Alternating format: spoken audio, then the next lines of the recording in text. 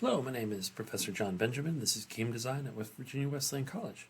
Okay, and now hopefully you've created your map and you've created your world. And so now we're going to add some animation. So you can find a place where you want to add floating platforms as a parkour element. And so I'm going to be here. You can be, kind of in your place, and they can really be anywhere. You can change their position, things like that. Okay, but what we're going to do is we're going to need to create a blueprint class to animate an object. All right, so let's go ahead and do that. First, you want to make sure that you have a My Content folder. To create a new folder, remember, you just go ahead and right-click and say New Folder. And just create a My Content folder, and then open it up. And I'm going to say Add New and Blueprint Class. And you're going to get some options here, and I'm just going to type in a regular old static mesh actor right there. And I'll say Select. All right, and we're going to call it Floating Platform. All right, and then we're going to double click to open it up. All right, and here we have our floating platform itself. And what we're going to do is add a component. And I'm just going to add a cube. And there it is, pops on the screen. And let's change its shape a little bit. I just want it to be, sort of like a platform that's floating. Looks pretty good. And I want it to be white or magenta. You can have it be any color or texture you want. You can even make it be a cylinder or a cone if you like as well. All right, but I'm going to go ahead and change it so it looks like grime. There we go. That looks like it. All right, so there's our platform. And we can take a look to see if it looks right in size-wise and whatnot. So you just kind of compile and save. And you can kind of just drag it out to where you want it to be. And it looks pretty good. Yeah, I think that's about the right size that I want it. Okay, good. So we'll go back here, just double click on your blueprint class. And let's go to the event graph and create a timeline because we're going to animate it. So just right click and say timeline. There it is. And we're going to call it floating platform timeline. All right, and as always, to open our timeline, we're going to double click, like so, and here we are. And I think we want these to move pretty slow, so let's go ahead and make it 8 seconds, and let's have it loop and use last keyframe. And let's make a vector. Okay. And okay, so go ahead and hold the Shift key and click on 3 anchor points for this animation. And remember, you can zoom out. We want to see the whole 8 seconds. So there you go. I'm going to move this one over here. And now you can see I have the red one. So that's a mistake. I want to only use the Z-axis, just go up and down. So I'm going to go ahead and delete these. You can do the same. Because I forgot to lock X and Y. I only want to work with Z. All right, so let's go and do that again. I'm just going to add some anchor points. And let's put some values in here. So for the first one, I want it to be 0 and 0. So 0 time location and then 0 amount. The next one, let's make it halfway, so 4 seconds. And let's make the value 300. Okay. Oh, whoops. Did I do? Oh, it just went really high. And the last keyframe is going to be 8 seconds and the value of 0. Okay. Remember, we can zoom out like this, and so we can see the whole graph there. And let's give it some Bezier. So you can just right-click on here and say Auto Bezier. Right-click on here, Auto. And that'll have a nice sort of. All right, let's call this track 1. We'll say platform up and hit return. And since we've already done all that work, we can just duplicate this. So that's a great thing. So what I can do here is I'm just going to right click on here and say create external curve. And make sure you put it in your content. And platform up, hit OK. And so that'll save that curve. So now if I go here and I say vector, I create another one. I'm going to call this one platform down. And then here I can just call up that other platform like so. And there it is, a duplicate, same one. But I'm going to have to edit it because I want it to go a different direction. So I hit the little X here and then click on that center keyframe. And where it says 300, I'm just going to make that minus 300. All right, there you go. And so it has it up and down. All right, great. So we're done here. This looks good. Let's go back to our event graph and let's set this up. All right, so as always, we're going to have to set some variables. So in this case, we're going to have where it starts and where its initial location is. So let's create a couple of variables. You can just add them right away. Just boop, boop. We need one Boolean and one vector. So I'm going to change this one to a vector. And I'm going to call it start location. Call this one initial movement. All right, so let's get started. For this, we want this to start moving when the game starts. So we've got our event begin play. If you don't have one, you can just right click it. Our start location set. Oh, pardon me. This one goes here. Silly me. Let's get our get actor location. So we just right here, right click and say get actor and location. And we want that to be with the set, with our variable.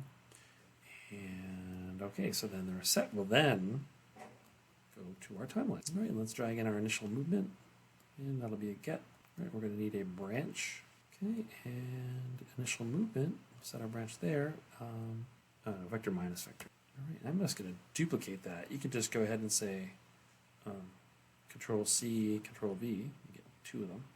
All right, and so we're going to set our start location to here, and then platform up is going to start here. Up is going to start there, and platform down is going to start here. And then we're going to actually drag another start location to there. All right, cool. The location, if it's true, we're going to set actor location right here. And I'm going to need two of these, so I'm just going to go ahead and copy and paste it. Like so. All right, and if it's false, we're going to go to this location. All right, we're going to say each of those is a new location. So update has to go to the branch. And that should do it. All right, so let's go ahead and compile and save that. See how it looks. Ah, it's not moving. You know why? Because we have to set it to be movable. All right, so let's go back, and that's what all that says. All right, so I have to click on the platform and make sure here in my details panel it's set to movable. Okay, that's pretty important. All right, compile, save, and play. So now here back in our blueprint class for our platform. For initial movement, we have to turn on the eye. All right, very good. And then you hit compile, and you get initial movement here. Now with the eye on, like it is here, then we can make changes in the details panel. Okay, so compile and save. All right, so now I have this one, and there's the default initial movement, and I have this one. I'm going to uncheck that. So now if we hit play, you'll see they go in two different directions. One's probably all the way under the water. Yeah, there it is. Yeah. Okay, so let's change there. I'm going to make this one a little higher and that one a little lower. All right, there they are, and they kind of go opposite direction. So if I were to select one of them and then make sure that its initial movement was checked, and then we hit play, and you'd see that they would move together once that one comes out of the water. Yeah, like so. But that's not what we want. Okay, so I am going to select that one and uncheck initial movement. And so if you want several of these kind of going up and down in different places, you can. So I think I'm going to need a few to get across here. So I'm going to move them over. Yeah, maybe I just need 3. And then I'll go ahead and duplicate that one. Make it a little lower. Okay. All right, and then we'll test this out. See if I can get across. Oh, I'm dead. All right. They work, though. All right. It's not supposed to be easy. I like that one goes down into the acid. I think that's a good trick. All right, cool. All right, so there are our floating platforms. And the next what you're going to do is we're going to create a couple of dangerous sliding doors. All right, so I'm going to just temporarily move my start actor because I'm going to put my doors over here. And you can do the same if you like.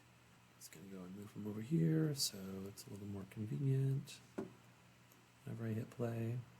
All right, that looks like a good spot.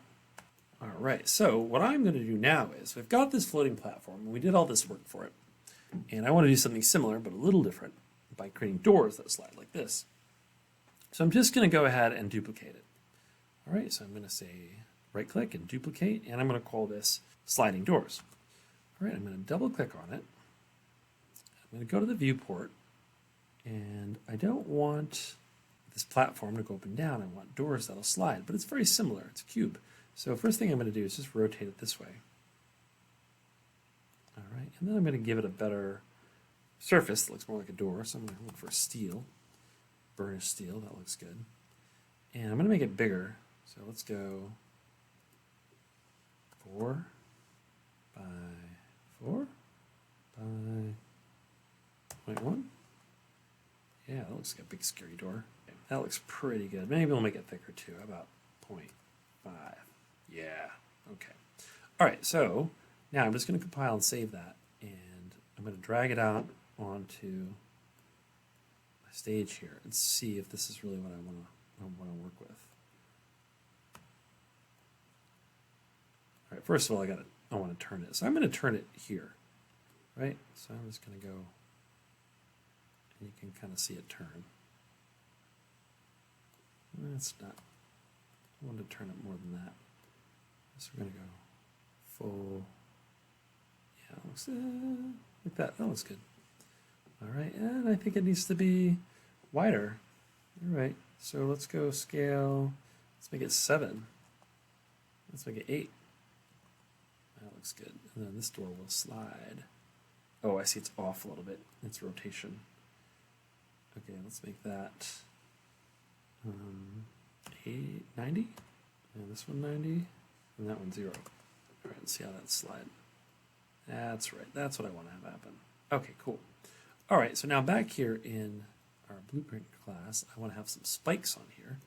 So what I'm going to do is add some components. So right up here in static mesh, we're just going to say add component, and I want to add a cone. Oops. There we are. There is my cone. Okay, I'm going to move it here to the end, and I'm just going to rotate it. And that's a pretty big cone. I'd like it to be a little smaller, so let's try to make it 0.25. Oh yeah, it looks good. 0.25, really spiky. And let's make that burnished steel as well. Cool. All right, I'm going to put that spike right up there. Right, and then I'm just going to go ahead and, all right, let's just go ahead and duplicate that.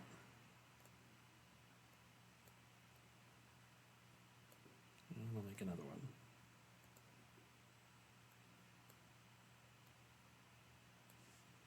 All right, very nice. Let's take a look and see how that's looking. Oh, I see they're not really lined up. Let's select all of them. Whoops. Doop. And I'm just going to move it over and line it up better. There, that's much better. Okay, back to perspective. All right. That's better. Where's the other one? Maybe it hasn't just updated yet. There we go. All right, looks like a nice spiky door. All right, I'm pretty happy with that.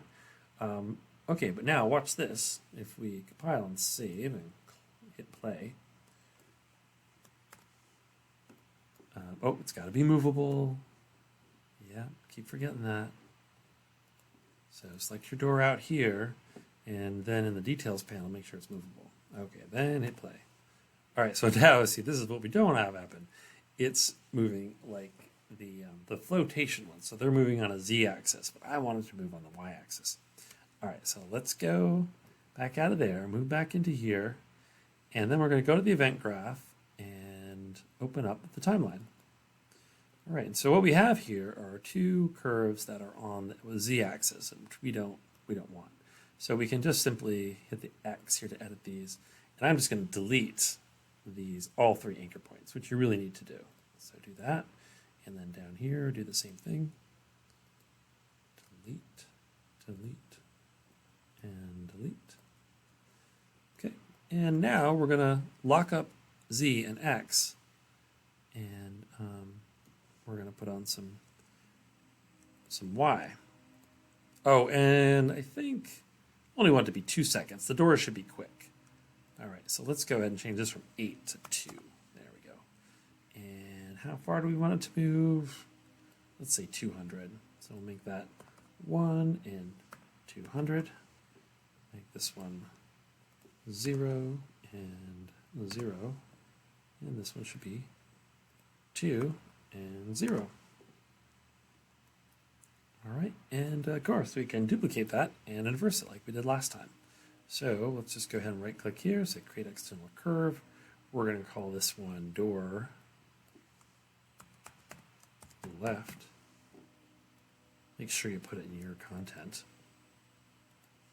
All right, and then here we're just going to say door left. Nice. Hit the X, and I'm just going to hit that one. I'm going to say negative 200. All right, cool. So we're done there. And let's take a look. So we'll say compile and save. Come down here and hit play. Now it's sliding. Very cool. It's sliding not very much though. I need to slide more. All right, hit escape. That was not a good enough value. All right, so let's change that from 200 to 500. And we'll do the same thing down here. Minus 500. All right. Compile and save and play. Oh yeah, I think that could work. All right. So now what I want is 2 of these. And I'm going to move this one over a little bit. I don't want to run right in. I want it to be a door that prevents you from getting into that little depot there. All right, so I'm just going to go ahead and duplicate this. Just Alt drag. I think it's Option on a Mac. Option drag. But I want my spikes to face each other. So I'm going to have to rotate this fella. Okay, and I'm just going to rotate it this way. Nice. And I think I'm going to slide it back a bit, like so. Maybe they both start right about there. And I'm just going to try to see if I can get them to meet up. All right, let's hit play. Oh, pardon me. Oh, yeah. Haha, they're both going the same direction. All right, and why is that? Because we have to go and check default movement. Uncheck it so they don't go together. All right, I think they need to be a little closer. Let's try. Let's try that. All right, and play. Wait, let me move my guy out of the way here. And let's turn him around. There we go. And play. Oh, yeah, they're kind of overlapping a little too much there. All right, let's try that again. Perfect. A little bit of overlap there, but that's fine. All right, so now what I want, last little bit here, is I want 2 sets of doors. So it's hard, you got to get through as well. Okay, so I'm just going to go ahead and duplicate this fella, like so, and I'll do the same thing here. And I'm going to go to top so they line up. All right, that looks good. Let's go back to perspective. All right, and I'm going to move this one back a little bit. And you 2. All right, hit play. Okay, so those 2 are doing good. And those 2. I think, again, they overlap a little bit, but you get the idea. So that's all the animation that we're going to add for this exercise. And next time, we're going to add damage. So that way, if you fall into the acid pit, you get damage. If you get hit by the door, you get damage. And, yeah, we're going to add some particle fires, too. And so that'll reduce your health as well. All right, we'll see you next time.